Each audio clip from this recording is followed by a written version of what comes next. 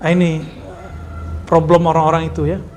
Ketika diuji, dia ngomong, kita udah beriman, saya udah sholat, saya udah zikir, saya udah usaha, aku gagal juga. Tuh, ada yang ngomong gitu nggak? Banyak yang ngomong gitu.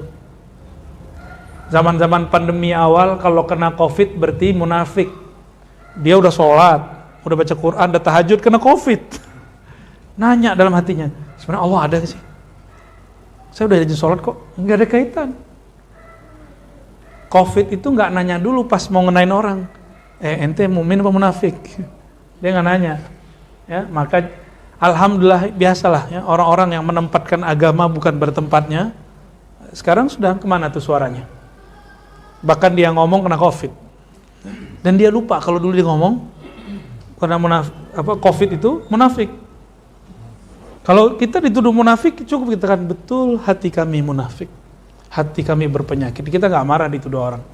Makanya kami masih ngaji, masih zikir, lain dengan kalian. Udah suci ya, jadi penitia sorga dah ya. Setelah ayat itu, karena ayat ini luar biasa, goncangannya luar biasa, maka doa. Jadi ayat ini ingin memberikan gambaran kepada kita, selama kamu masih hidup dan menyatakan beriman, kamu diuji.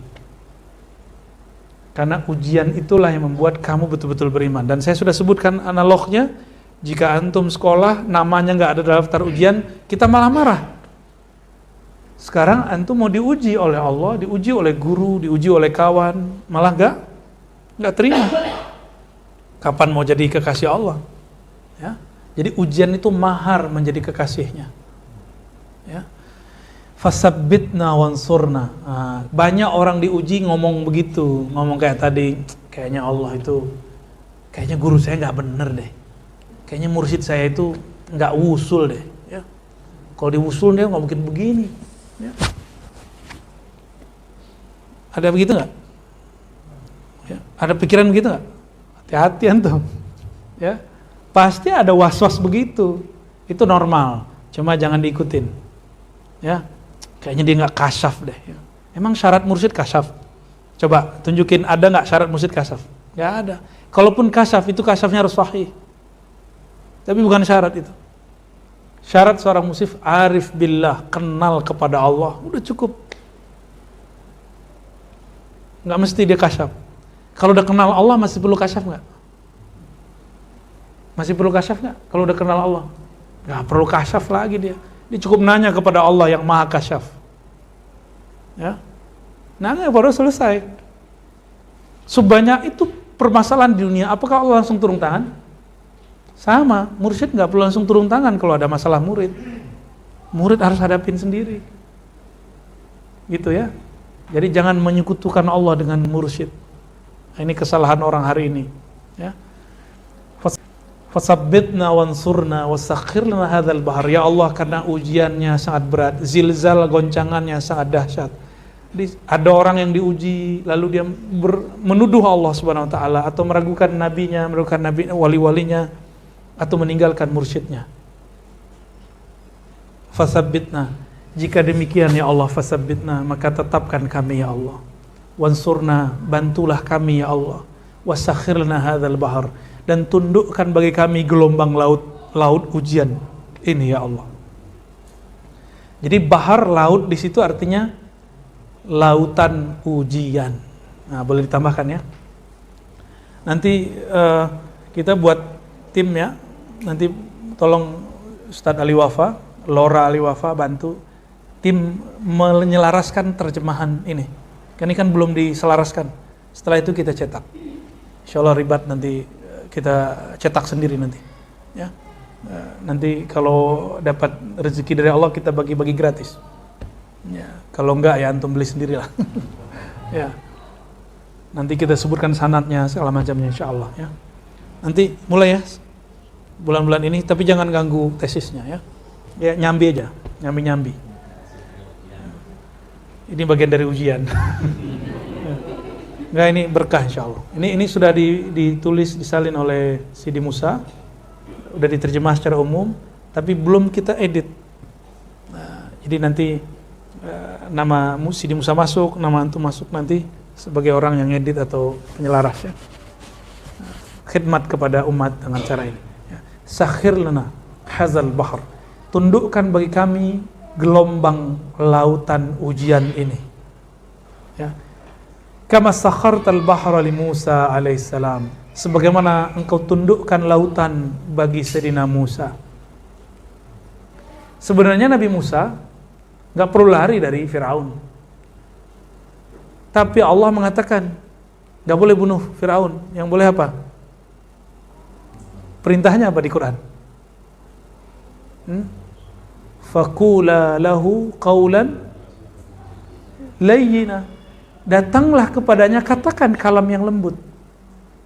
Bukan dasar kamu Tuhan menjijikkan, kafir ente. Enggak ada begitu. Itu Nabi Musa ngomong ke pemimpin yang zalim dan menganggap dirinya Tuhan. Maka antum kalau mengkritik pemimpin, tiru Nabi Musa. Inilah sunnahnya para nabi dari dahulu. Jadi siapa yang berjuang hari ini, yang mengatakan saya mau amar ma'ruf nahi mungkar, tapi kata-katanya tidak mengikuti ajaran para nabi, dia telah gagal bahkan dalam satu hizib. Hizib bahar aja belum beres dia. Ya. Walaupun dibaca hizib bahar tiap hari. Maka manhaj kita ahlus sunnah yang kita jalani sekarang, berdakwah dengan cara penuh kelembutan. Hatta mengingkari kemungkaran gak boleh dengan kemungkaran yang baru. Kita mau mengingkari kemungkaran, mau menahan kemungkaran, gak boleh dengan mendatangkan kemungkaran baru. Coba ulang-ulang ya. Nabi Musa disuruh datang ke Firaun. Harusnya kan suruh bunuh aja tuh. Atau suruh turunin Firaun. Enggak kan? Enggak disuruh kudeta. Enggak ada tuh ajaran Islam mengajarkan kudeta, enggak ada. Ya. Setidak sepakatnya kita dengan pemimpin yang agak zolim, itu lebih baik daripada tidak ada pemimpin sama sekali. Dan kita sudah menyaksikan, dan saya sering menyebutkan, Qaddafi hanya sehari hancur. Sampai hari ini Libya tidak ada selesai masalahnya, Libya. Dan mereka mulai nyesel. Coba lihat berita ya, antum yang bisa bahasa Arab kan ngerti ya, yang Al Jazeera kurang objektif. Masih banyak. Kita kalau nonton berita ngeri kali ya. Nah, ini kita beruntung negeri ini. Walaupun kita sepakat gak sepakat dengan pemimpin, kalau mau kritik dengan qaulan layyina. Apakah pemimpin hari ini sezalim Firaun? Apakah sediktator Firaun? Apakah sejahat Namrud? Kan enggak juga. Dia masih sholat kok, ya kan? Malah wakilnya kiai, guru kita juga. Maka saya mewasiatkan diri saya sendiri dan kita semua, kalau kita mau berdakwah kepada pemimpin dengan cara yang layyina, lembut, ya, cara yang lembut. Kita juga berharap anggota-anggota wakil-wakil rakyat berbicara dengan cara yang lembut. Jangan bikin malu kita aja tuh ya. Itu tonton orang loh itu. Antum sudah lihat belum? Ini wakil rakyat tiap hari kata dia keren begitu. Enggak keren begitu. Enggak simpati kita ngeliat begitu. Ya. Ini ilmu Sayyidina Musa. Jadi apa sunnah Nabi Musa yang kita dapat? Sejahat apapun pemimpin, kita katakan yang baik kepadanya, yang lembut kepadanya, tapi tajam. Coba, nih mohon maaf ya, kumis bisa nggak dipotong pakai golok? Kapak bisa nggak? Nggak bisa. Pakai apa bisanya? Silet. Silet bisa bunuh orang nggak? Mati orang. Paham maksudnya? Jadi disebut qaulan layyina, kata-kata yang lembut tapi menusuk, itu lebih baik. Nah, itulah jihad kita. Ya. Karena yang kita hadapi sekarang bukan orang kafir. Wah, si kiai kok, ya. Kira-kira begitu. Jadi kalau kita mau menasihati, lihat dulu, jangan-jangan kita yang perlu diwasiatkan dulu. Ya. Selevel Nabi Musa, ini ujiannya. Kama sakhartal bahra li Musa alaihissalam. Seandainya Nabi Musa mau, Nabi Musa ini kuat. Dia pukul orang mati. Panglima manapun kalah sama Nabi Musa. Dia pukul Firaun, mati Firaun.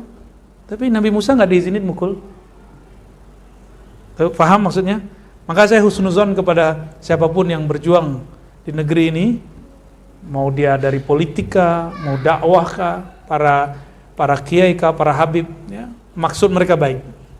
Semoga dakwah-dakwah mereka disempurnakan dengan kelembutan. Dakwah kita juga disempurnakan oleh Allah dengan kelembutan. Amin ya rabbal alamin. Kita juga nggak boleh suudzon dengan mereka itu ya. Wasakhartan nara li Ibrahim alaihissalam. Engkau tundukkan api kepada Nabi Ibrahim alaihissalam. Kemarahan Nabi Ibrahim, kemarahan Namrud kepada Nabi Ibrahim sehingga Nabi Ibrahim dibakar. Jadi api itu hakiki plus simbol, betul-betul dibakar. Tapi juga simbol bahwa Namrud ini bentar-bentar marah. Ya, ada orang yang bentar-bentar marah.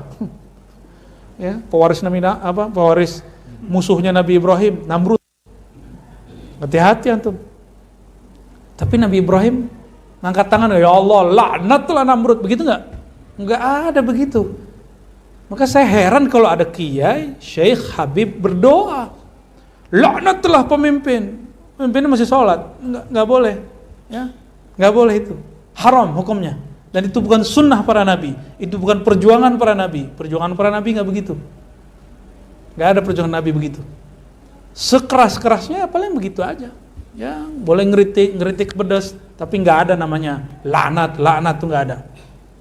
Ya, kita seperti itu. Ya, ini manhaj kita. Ini manhaj Imam Syadzili. Ya, yang mengikuti thariqah Syadziliyah, Naqsyabandiyah, Samaniyah ini sama semua. Ya. Ketika Sayyidina Ibrahim tidak membalas Namrud, maka mekanisme Allah bekerja. Apa yang terjadi? Allah kirim tentara-tentaranya kecil sekali, namanya semut, masuk ke dalam hidungnya, telinganya, masuk ke otaknya, mati Namrud. Dia bakar Nabi Ibrahim gak mati-mati, dia mau semut mati. Itu 400 tahun gak pernah sakit Namrud ini masih keturunan keberapa Nabi Adam ya, belum nyampe 15 generasi, maka dia masih tua, badannya tinggi, nggak pernah sakit selama 400 tahun. Bayangkan dia jadi tirani selama 400 tahun, kurang-kurang dikit. Ya. Belum ada apa-apanya kita kan,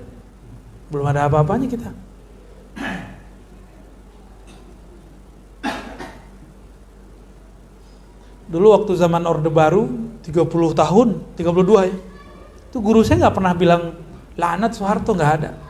Mursyid saya nggak ada dakwah gitu. Allahumma la'an Soeharto wa junudahu wa juyushu, nggak ada. Ya laknat Soeharto, nggak ada begitu. Betul-betul lembut. Masyayikh kita mengajarkan kelembutan ya. Wa sakhartal jibala wal hadila li Daud alaihi salam.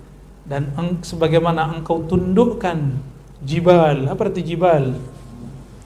Gunung. Wal hadid, besi, li Daud alaihissalam, terhadap Nabi Daud. Secara hakiki betul itu benar-benaran gunung. Jadi gunung mananya kalau sama Nabi Daud bisa bergerak kalau beliau mau. Hadid, untuk ngambil besi, logam besi dari ini, Nabi Daud cukup dengan tangannya, muncul semua tuh. Dan itu besi beliau jadiin apa bisa aja, Nabi Daud. Tapi Nabi Daud alaihissalatu wassalam tidak menggunakan semua itu untuk tirani. Ya, jibal, gunung itu batu. Kalau hadid ini logam. Ini keras, bener nggak keras? Keras. Tapi sekeras-kerasnya gunung dan besi masih tunduk kepada Nabi Daud. Sekeras apakah hati kita sehingga tidak tersentuh dengan Nabi Muhammad sallallahu alaihi wasallam ya. Wasakhartar riha wasyayatina wal jinna li Sulaiman alaihissalam ya. Dan engkau tundukkan rih, apa arti rih? Angin. Wasyayatina, dan syaitan, wal jinna, jin li Sulaiman alaihissalam, terhadap Nabi Sulaiman. Jadi Nabi Sulaiman punya tentara, tidak hanya manusia. Angin itu tentaranya. Antum kalau nggak dipanggil pakai nama, nggak nyahut kan? Maka angin itu ada namanya. Kita nggak tahu namanya apa. Maka dipanggil dengan namanya, datanglah angin itu. Sebagaimana Nabi dulu memanggil pohon dengan namanya. Ya. Wasyayatin, dan syaitan. Yang kenal, ini setan jin ya, setan jin. Jin itu ada namanya. Jin itu kalau panggil nama namanya tunduk. Maka ilmu ini hanya diberi kepada Nabi Sulaiman, gak diberi kepada umat Nabi Muhammad, tidak diberi kepada peruqyah, tidak diberi kepada wali, kecuali wali itu dia sirkan dalam dirinya. Gak boleh diobral ilmu ini, ya, gak boleh diobral.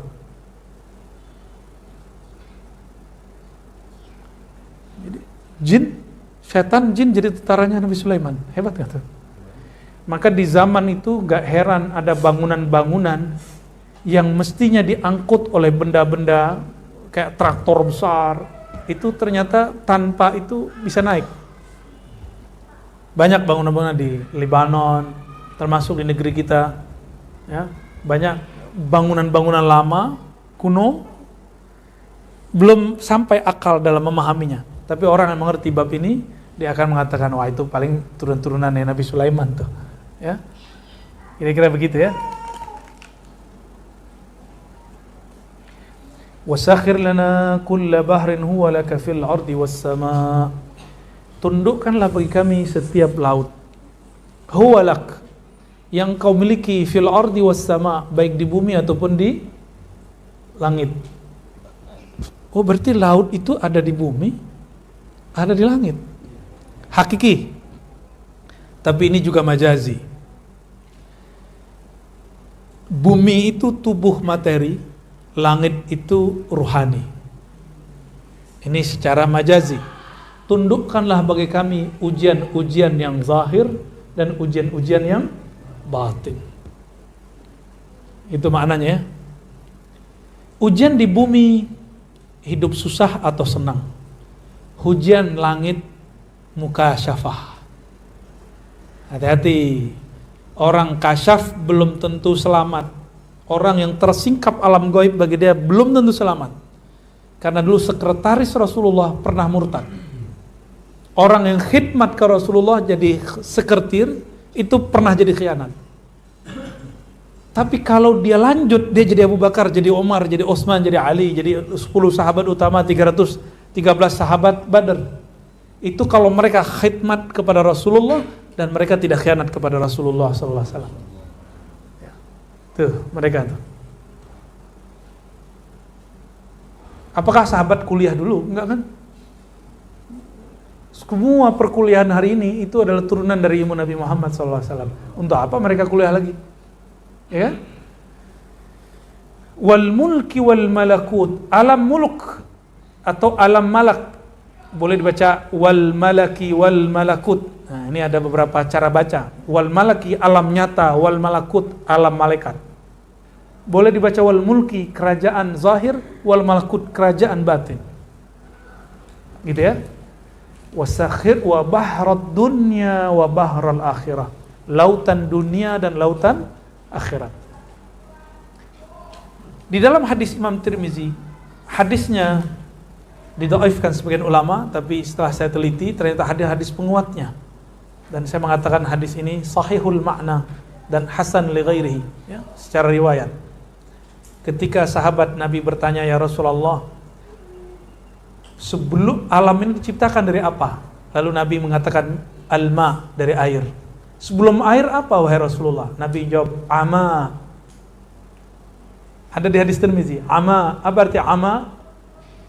Di dalam syarah Imam Bukhari ditulis oleh Imam Ibn Hajar, ama itu ada terjemah harfiahnya ain, an, ma siwallah, selain Allah. Ada juga ama secara harfiah kabut, embun, seperti embun. Kita kalau ngelihat ada embun pagi, berarti di atasnya ada kabut nggak? Nah itu disebut kabut. Wallahu a'lam.